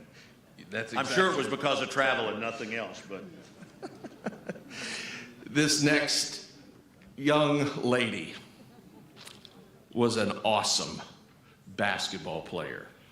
And she and I had a conversation a few months ago, and she has video coming to her because as we age, sometimes, you know, we forget how good we were or how good that person is. This next person is a Hall of Famer and was a winner of Miss Basketball in 1990, Kim Mays Mills. Kim Mays, Knox Central High School, 1990. Kim Mays started for the Knox Central Varsity Lady Panthers as a 7th grader. She became a tremendous scorer and led the state in scoring her senior year with 41.6 points per game average. She set 13th region records for most points scored in a game, 59 points, and career points, 3,952. Kim earned All-State honors in 1988, 89, and 90, and was named Kentucky's Miss Basketball in 1990. She was named to the prestigious Parade and Street and Smith's All-American teams in 1990 as well. She earned a basketball scholarship to Eastern Kentucky University, where she continued her successful career. My dad was in the military, and I was born in Germany, and my mom brought me back over to the States when I was just a couple of months old, so I'm a military brat. When I was little, I wanted to play football. That was my first love, because that's what he loved. But when I got to be about 8 or 9, they're like, you can't play football, you're gonna have to pick another sport. So that's when I picked up the basketball. And I was also raised in a neighborhood where there was mostly boys, so if I wanted to play, I had to play with the boys. So my father, he's the one that was my driving force. He's the one that pushed me when I didn't want to be pushed. He knew what the best was for me. My high school coaches were Daphne Gooden and Scott Broughton, and Daphne's the one that brought me on when I was just in the 5th grade. She would let me come and practice with the high school girls. Well, when I first started competing, I got to play because I could handle the ball. I was tiny. I didn't take a growth spurt until I was in middle school, but I knew how to handle the ball. And eventually the shooting is what I'm known for. We weren't that good. We might win 4 or 5 ball games a year, you know. It was a struggle at first, but we got better every year. By the time I was a junior and senior, we were competing for our regional titles. And when I was a junior and a senior, we actually drew more bigger crowd than the boys did at the time. It wasn't nothing to have, you know, 500-800 people at a ball game. And some of those ball games, I mean, it was packed house. I never really kept up with my records too much. My mom did all that stuff. She knows every point. She knows every rebound. My high score game was against Hardin County. I want to say it was 63.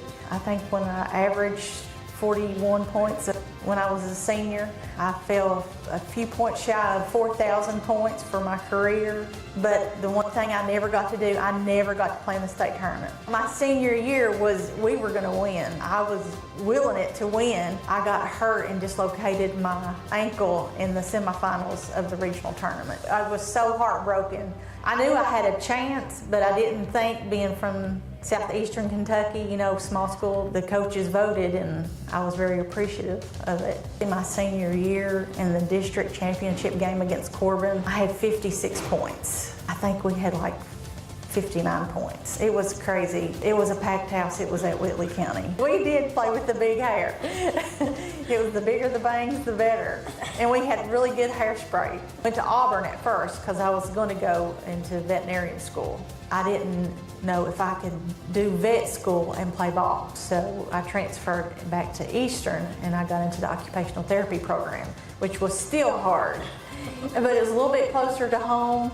I was the OVC Player of the Year my junior and my senior year. And then my senior year, we won our conference title. I'm proud, you know, of course, all the hard work is paid off and it's still paying off. I have 2 daughters for them to see. I have one that plays, like I said, she plays basketball, and I have another one that could care less about it. I just want to thank them for all their time. It takes a lot of time, and there's a lot of blood, sweat, and tears. Everybody sees all the glamour and stuff, but it's behind the scenes, all the stuff that has to happen to do and accomplish the things that I've accomplished. And I just I love them and I thank them. Ladies and gentlemen, Ken Mays Mills, sponsored by Central Bank and Trust and presenting another legend of Eastern Kentucky, Jerry Grigsby, Hall of Famer and Hall of Fame board member. Yes. Who do you think had the better blonde hair? Bridget Combs of 1985 or Kim in 90? Because the Aquanet was flowing back in the day. I've never judged anything, so I will tell you though, did you notice the one shot? They talk about how tough kids were and everything, and kids now they can't play unless they got $200 shoes. If I saw that right, Kim, there was a shot of you and I don't know who it was, but you guys were going at it on the basketball court in your bare feet on the gravel. Is your dad on the gravel? You know, a few months ago, I was in Barberville doing an interview with another Knox Central basketball player, and there was this bouncing of the ball in the background. And it was, at first I thought, oh gosh, you want your interviews to be quiet and whatnot. Who's this person? Oh, but wait, this is the best part. It did get quiet because all you heard was bounce, whoosh.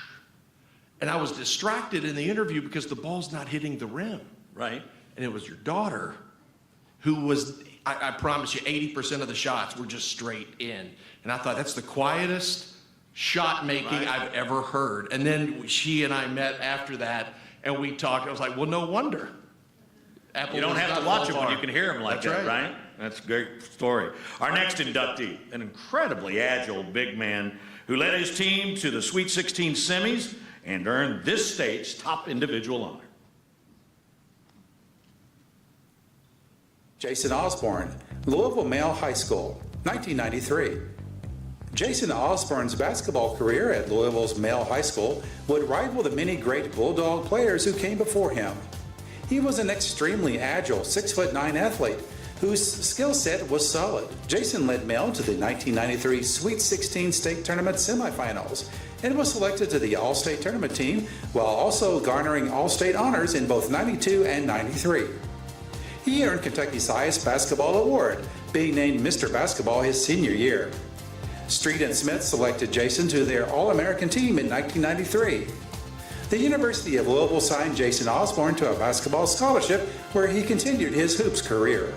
First, I would say I had 6 uncles. They were really into basketball. Me being the first grandchild, a boy, they wanted me to play basketball. So early age, 3, 4, 5 years old, they had me dribbling through chairs, taking me to go to the parks and watch them play. So finally, when I started growing, I got to play. So I would say 8 or 9 and hold my own against the older guys. From my 6th grade to 7th grade year, I went from 5'8" to maybe 6'2", 3. So that's when I started dunking and playing above the rim. So that's when a lot of the high schools started to reckon. The high school coach there was Maurice Payne, Mouse Payne. He had the guys running with bricks. 6:37 in the morning. He's probably a hard-nosed coach, you know, he's going to be very disciplined, you know, a lot of conditioning. I took a liking to Coach Payne. So when I got in my freshman year, usually they try to give you a few times, a year or two to kind of get into, catch your stride. But for me, he was like, I'm gonna throw you in at the Wolves. I probably was one of the first players to average 20 points as a freshman. I didn't realize that I was in position to become the #1 scorer until my senior year. That was by the grace of God, me being the #1 scorer in Male High, because I never shot for it. It just happened.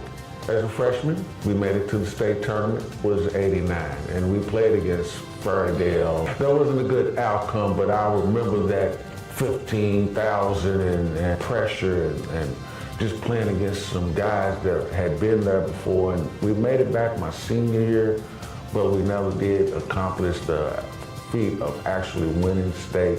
Playing at Male, we had so many great games that I can't just particularly pick one. When I became a McDonald's All-American, that was a great feat for me. Mr. Basketball was always one, too. Gatorade Player of the Years. I wish I could have been all-tournament state championship MVP, but, you know, I would have to say, yes, being a McDonald's All-American and getting to be Mr. Basketball was definitely some of my biggest accomplishments. became a mixed thing within the family. Some wanted me to go to Kentucky, some wanted me to go to the University of Louisville. That was a joint choice for me to go to Louisville. So it was great. It was great. First game I ever played was Louisville versus Kentucky in Ruff Arena. 20,000 fans. Crazy. The first Louisville, Kentucky game. We ended up losing that game. I didn't do well, but I just remember the atmosphere and the history of it. And me going into the Hall of Fame, well, it's an honor for me because I'm a basketball junkie. I love all the basketball players, so when I see them, I always say hello. For me to be here next to them in the Hall of Fame is amazing for me. I just love the game and play the game, as best as I could. It's not just for me, it's for my total family, my total supporting cast. They're not all here now, but I'm sure they're with me and I'm proud. Ladies and gentlemen, please welcome 2025 Hall of Fame inductee, Mr. Jason Osborne. Jason is sponsored tonight by Allison Wade Houston, and Clarence Glover, a Hall of Fame member, is presenting the award.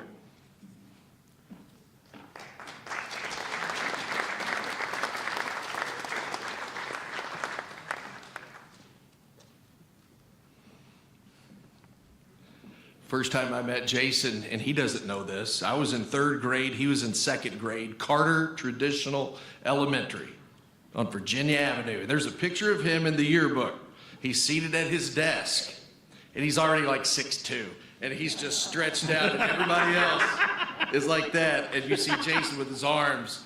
It was amazing. He's like, I guess he's going to be pretty good at basketball. And he was. Could you see over the top of your desk at that time? Not really, especially when they had that fold-up part that did that. I could hide. We've got a couple Hall of Famers left, and when we hear certain cities, they are easily recognizable to certain players. And this next Hall of Famer, when you say Apollo, it is easy to say Natalie Powers Payne. Natalie Powers, Apollo High School, 1997. Natalie Powers started every game during her 4 years at Apollo High School. She set 8 school records during her playing career, ranging from 2,497 points to 560 assists. An all-around player, she led the Apollo Eagles to a new level of achievement, winning 3 consecutive regional titles in 1995, 96, and 97. Natalie was a 2-time All-State performer and was named to the Sweet 16 All-Tournament team 3 consecutive years. She represents what a great attitude and talent can achieve. Natalie Powers attended Western Kentucky University on a basketball scholarship. So we moved to Owensboro when I was in the 3rd grade, and I vividly remember it because it was considered, kind of a big town compared to where we lived in Hawesville, Kentucky. I always idolized my brother playing basketball growing up, and he's kind of instilled in me to set goals and to have those dreams and aspirations to continue on and really work hard, fall in love with the games. Joe Truitt was my middle school coach, and Bill Rogers, and they were great coaches, taught fundamentals, just good people to be around. And on into high school, Willis McClure, he's like a second father to me now. We've kept in touch through the years. Just a great coach, had all confidence in the world in me, and that meant a lot to me growing up. As a volunteer, he coaches with me. He did it at Apollo when I was coaching, and now at Davis County High School, he continues to help me. I was fortunate enough to work really hard and to earn a starting position from freshman year on. Had the opportunity to play with standout guard and Miss Basketball, Laurie Townsend. She was a senior when I was a freshman. As a freshman, I was kind of a shooting guard. I guess was considered more of a role player, but kind of stepped up in some big moments later in the season in the regional tournament against McLean County when Laurie Townsend went down. She inspired me, and I wanted to be like her, and she helped me to become the player that I am. So my father and my brother were instrumental. We always went to the gym together to shoot. They rebounded for me hours at a time. My brother taught me the killer crossover that you might call it, being that example for me and actually demonstrating and showing me how to play the game. And then my dad just constantly wanting to be in the gym with me, helping me get up shots hours upon hours, shooting free throws. Those memories I'll hold close to my heart forever. So as a freshman, fortunate to get to the regional finals. We fell short to Ohio County, but it was a year that I'll never forget. We worked really hard that summer after my freshman year, that group of girls that we had coming back, and we weren't going to be denied. We started off a little rocky. My sophomore year, my junior year, my senior year, we were fortunate to win the region here at Apollo High School and get to the state tournament and make some magical runs. Had really good teammates and great coaches, and so it made it really special. What I appreciate most is my ability to create for my teammates. I wasn't just a scorer, even though it ended up becoming the all-time leading scorer here at Apollo. That wasn't just, I was a good teammate. I averaged several assists, and I got after it defensively. I felt like I developed into a complete player. My whole family. I have an older sister, and she played as well, and she's just been my rock and my sidekick and my #1 supporter through it all. She would film my games. My brother taught me a lot about the game, but my parents just sacrificed a whole lot. Just the expense. They loved it just as much as I did. So my husband is an assistant coach for Davis County High School for the boys, Bradley Payne. He's just very instrumental in my coaching as well. I lean on him a lot. He's my rock. We have 4 beautiful children that are involved in sports as well. They sit on the bench, they're in the locker room, but again, we wouldn't have it any other way. That's just kind of a way of life for us, and we love it. Going into the Kentucky Basketball Hall of Fame is amazing. I think the older you get, you learn to appreciate, and you appreciate more all the time and the effort, the blood, sweat, and tears that you put into the game. You appreciate it more. Being able to do this and to have my family to share that with me, this moment is unbelievable. Ladies and gentlemen, Natalie Powers Payne, sponsored by Kentron Manufacturing Company, and presenting tonight, Willis McClure.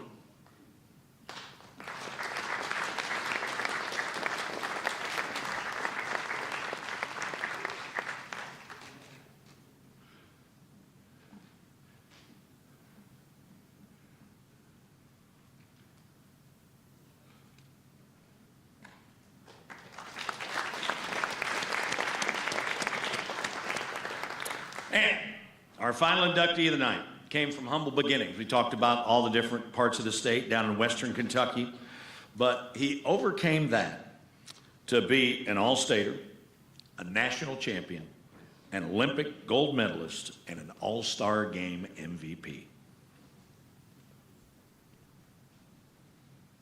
Adrien OD Smith, Farmington High School, 1954.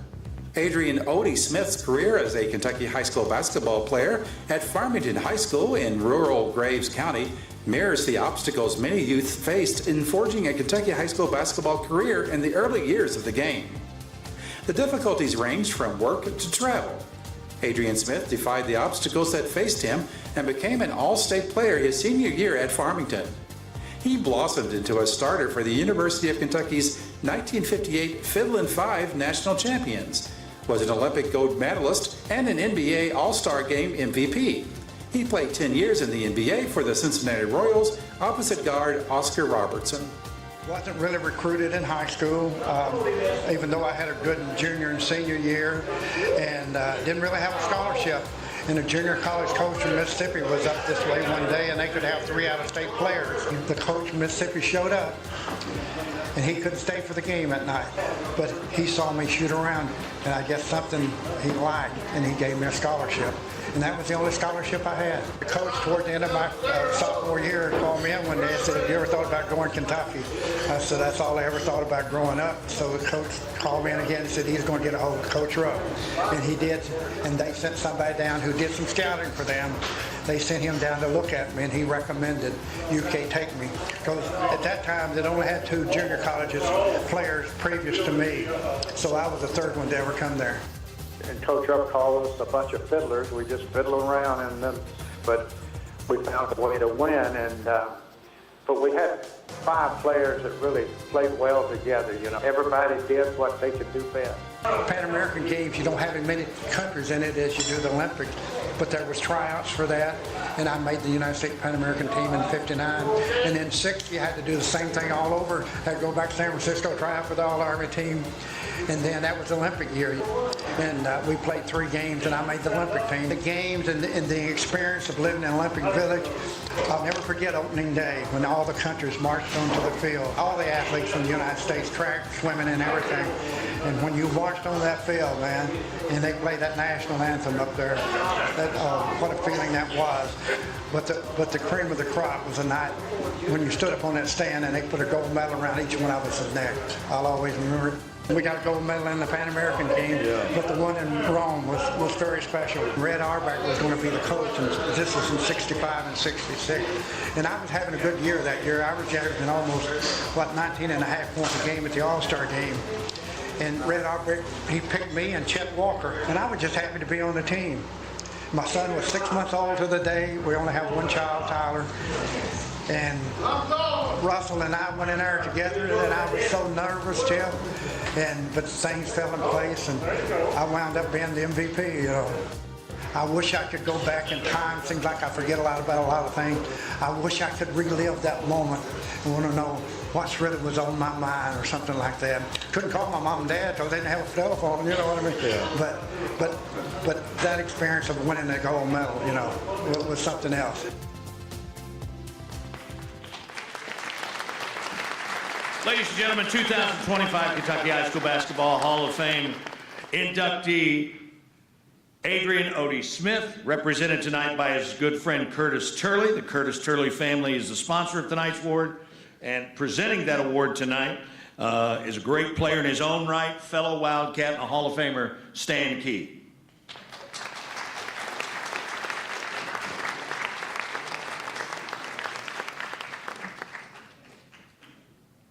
Curtis, what year did Odie win NBA All-Star MVP? 66.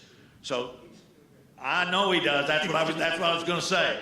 For those of you that don't know the story, and Greg, you can appreciate this. NBA's got great sponsorship, right? But that year in '66, the NBA MVP of the All-Star game got a brand new Corvette, and a '66 Corvette has just an unmistakable sound. I mean, these were bad, bad cars. And Odie still has that car, and it is absolutely in mint condition. And that may happen again one day, but I can't see anybody keeping a Kia Sorrento for all that time. But I mean, maybe. Odie is a great guy. Never got to see him play, but was able to spend a lot of time when he was down. I mean, he was a dude's dude, a great guy. And he's in a battle right now. Couldn't be here tonight. And we'd just like you all to keep him in your thoughts and prayers. Well, that's going to do it for the Hall of Fame induction part. But if you are a Hall of Famer, we ask that you Not so fast, my friend. Oh, here we go. What Go is ahead. it? No, I just. What do you got?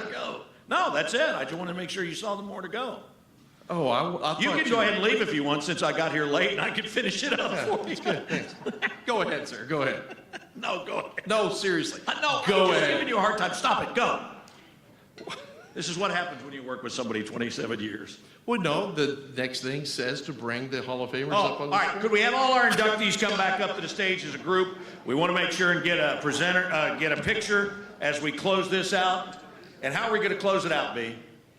Well, we usually have the My Old Kentucky Home, and that will be performed by Jim Bernard.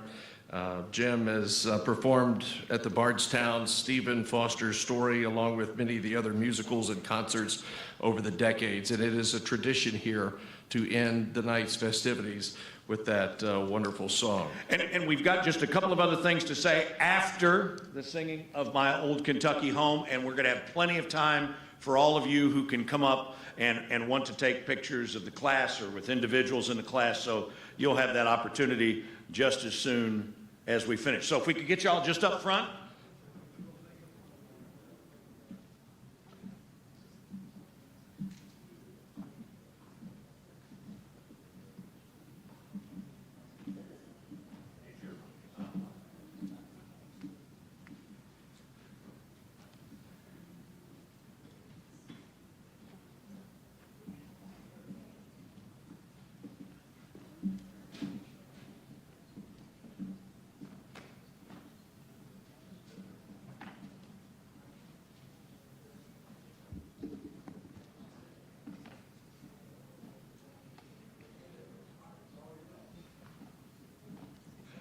Jim, go ahead, my old Kentucky home. The sun shines bright on my old Kentucky home. 'Tis summer, the people are gay.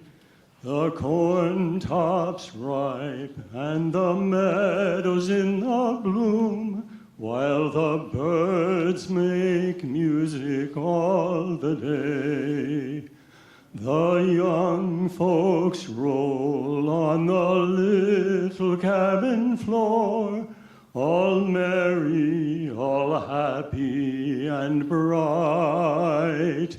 By and by a hard time comes a-knocking at my door, then my old Kentucky home, good night. Weep no more, my lady, oh, weep no more today.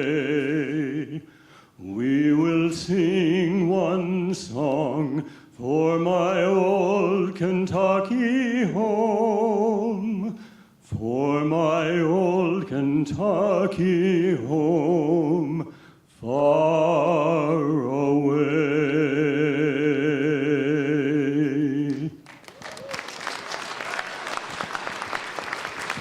Thank you, sir.